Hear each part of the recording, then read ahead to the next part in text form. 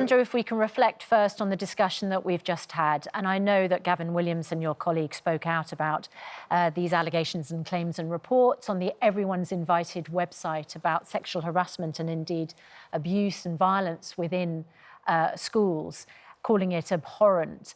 I think a number of people are wondering why the Maria Miller report from 2016 which said that the sexual harassment and abuse of girls was accepted as part of daily life, teachers accepting harassment as being just banter, and saying that the scale and impact of sexual harassment and violence in schools must be acted upon urgently, has not been acted upon urgently. And 5 years later, we have 10,000 allegations and growing. I think the important thing here is to reach out to people and say if there are any allegations, any people who've suffered, they should come forward. Absolutely right. And that's what we're focused on. And I think Gavin as well was right to say that this kind of behaviour is completely abhorrent. As far as the details of the Maria Miller report is concerned, I haven't read the report. I'm very disturbed to hear that things were not acted upon. But I think what's important now is to make sure that people come forward and that we can get to the bottom of all these very serious allegations. The government, according to this report, the government must create an obligation on every governing body to take appropriate action to prevent and respond to sexual harassment and sexual violence. I mean, there will be people who have suffered in the intervening years who wonder whether if the government had taken action back then, whether they would have been exposed to this sort of treatment in the years that have passed. So I think the people on your programme were absolutely right. I think there is a responsibility for government, which we're taking very seriously. There's also a responsibility for schools, teachers and parents. And as Sir Michael Wilshaw said, these are to do with culture, deeply to do with culture. And we all have a responsibility, not just in government, but also as parents and as teachers, and also members of the community, to make sure that people treat each other with respect. And this kind of behaviour is completely unacceptable. One of the problems that comes up again and again is access to online pornography and the responsibility as well of social media companies. Now, I understand, you have an online harms bill coming up. But the age verification element, as I understand it, has been taken out. Do you not think it's a terrible issue in our society that there is access to that sort of material online and how that might affect young people? Look, I think it's a really serious issue. And I think the allegations that have come up, the stories that we've heard, have been utterly shocking. And that's why Gavin Williamson was quite right to say that it is abhorrent, and he, I'm sure, in the Department for Education will be leading investigations. Is that not one thing you could fix immediately? Do you think that the ease of access of pornographic material online for young people, would you agree that that's a contributing factor? I think it's part of a wider cultural issue that we have, and I think should we be doing more to try and make it less easy to access for people under 18? I think, I mean, the details of the bill that you mention are things that are constantly under review. I'm not sure when it's going to come to Parliament. Do you think that's the case, though? Would you like to see that? Do you think that that's a fair thing to be doing, to try and make it harder for teenagers under the age of 18 to not be able to access pornography? I think we all have a responsibility to keep people safe and to improve the cultural environment in which we bring up our children. I absolutely agree with that. In terms of the specific clauses of the bill, I'm sure that's being reviewed at the moment. I haven't seen the bill, but I think we all have a responsibility as a culture, as a society, to make sure that people treat each other with respect, and also to make sure that the culture, the environment that we bring up children in is a safe one and a healthy one. And would you agree with the head of the National Police Chiefs Council that if you suspect your own child is responsible for any of these acts, criminal acts, that you should report your own child to the police? I think there's a duty for parents to make sure that their children are keeping the law. I think if a child is doing really bad things, heinous acts, then there's a responsibility to report that. I think that's something that people as citizens should be encouraged to do. Can we change subjects now? And we want to come on to the vaccines, which, of course, we have all acknowledged the vaccine rollout has been an incredible success, continues to be just that. We are understanding, though, there are reports that the Prime Minister and the government are planning on making vaccines for care workers mandatory imminently. There's been what we've seen, the frontline workers in the NHS, in hospitals, 98% take-up of their vaccines. But within the care industry, it's just 77%. Are taking up that vaccine. Is that something that we can expect? Will those care workers be forced to have a mandatory vaccine? So in terms of mandatory vaccines and passports, that's under review. But clearly there is a drive to increase that take-up of vaccines among care workers. I think there are also good programs to try and drive up vaccine take-up among other communities. Persuade them with words. Are you going to make it a legal requirement for them to do their job that they have to take a vaccine? So, as I said, it's under review. I'm not here to say what the government policy is before it's even been decided. We're looking at this very closely. But in the meantime, we're encouraging people, I think successfully, actually, as you pointed out, to take up the vaccine. We've vaccinated, as you say, 30 million people, more than half the adult population. And our job is to make sure that we get to near as 100% as possible.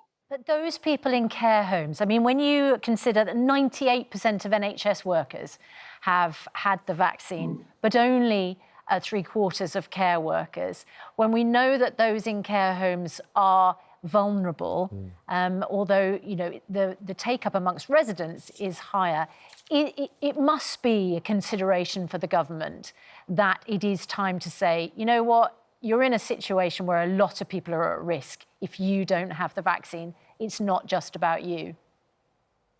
I think you're absolutely right. And as I've said, the vaccine policy is under review. What I am saying also is that we're trying to drive up the take-up among different communities. 77% is a lot, but you're quite right, it's not good enough. And we need to try harder to get more care workers and people who are exposed to vulnerable patients, absolutely, to get the vaccine and keep themselves and others safe.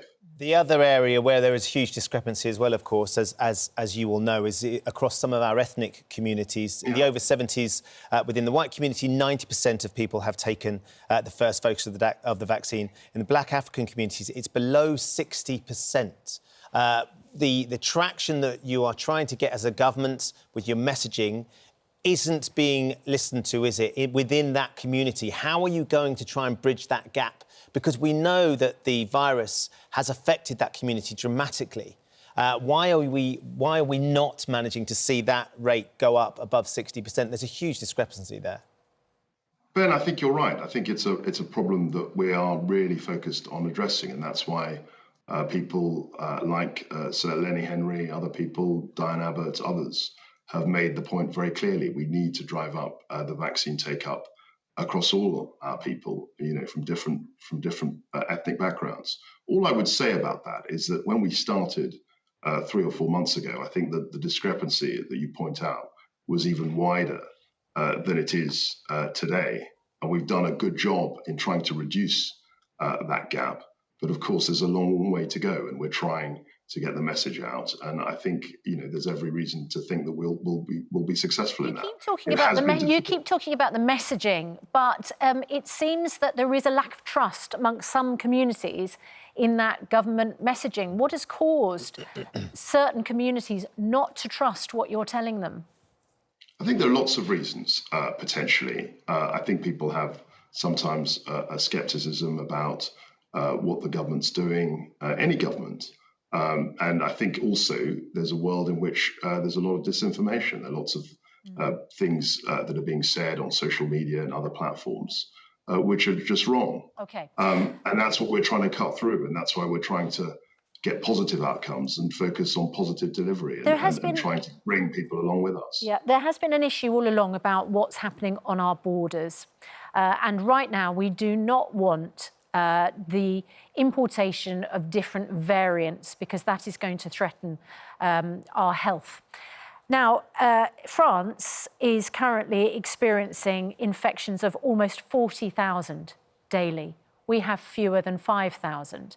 There were a larger number of deaths in France daily than we have here, and there were almost 5,000 people in intensive care in France. Why is France not on a red list? I think the issues in France have emerged quite quickly. There's clearly a third wave that's come about, and that's exactly why we're focused on the vaccine rollout. As I've said, we have half the people in our country, adult population, that have been vaccinated. In France, the proportion, I think, is about 8%. So will you put France on the red list then? Do you think, you're absolutely right, it's happening quickly, but we need to react quickly, don't we? If the one thing we've come to understand is the government has been slow to react on a number of occasions. So here's an opportunity for us to react quickly to what is happening over there. We keep hearing Boris Johnson saying it is inevitable. There's a third wave in Europe. That can come here to the UK. Can you act quickly and put them on the red list to try and protect our country? I'm not here this morning to say which countries are going to be on the red list. I don't have it in my power to immediately say that. You're a business secretary, so you must understand the economics of that and kind of say, you can explain to us, there's a reason we can't put them on the red list, or actually, yes, we feel like they should be going on the red list. All I'm saying is that we're reviewing the policy, and we obviously there are lots of things that we have to balance. That's all you've said about everything we've asked you this morning. Of course, but that's the nature of government. I mean, I know you want me to come and make immediate snap judgments all the time, but actually a lot of what we do in government is looking at data and trying to come up with reasoned and very deliberate policies. That's why we've got a roadmap. We've stuck to the dates of the roadmap. People have said, why don't you bring things forward? Why are you doing it too quickly?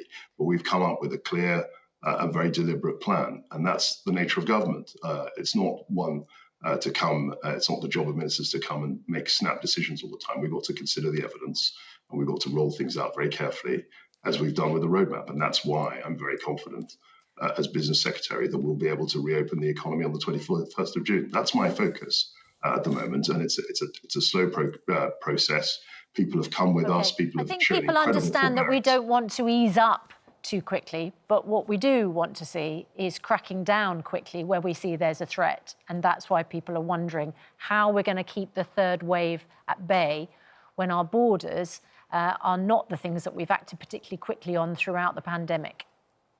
I think our borders are pretty safe, and as you say, with the roadmap, with the vaccination rollout, with the Chancellor's budget, we've protected our people, we've protected the economy, and we're looking forward to reopening very safely and steadily. And it's not true to say that everyone thinks that the roadmap is a good idea. Some people are saying we should accelerate the dates of opening up, and we've very deliberately said that we're not going to do that because we've got to be safe and steady, and that's the route we're taking.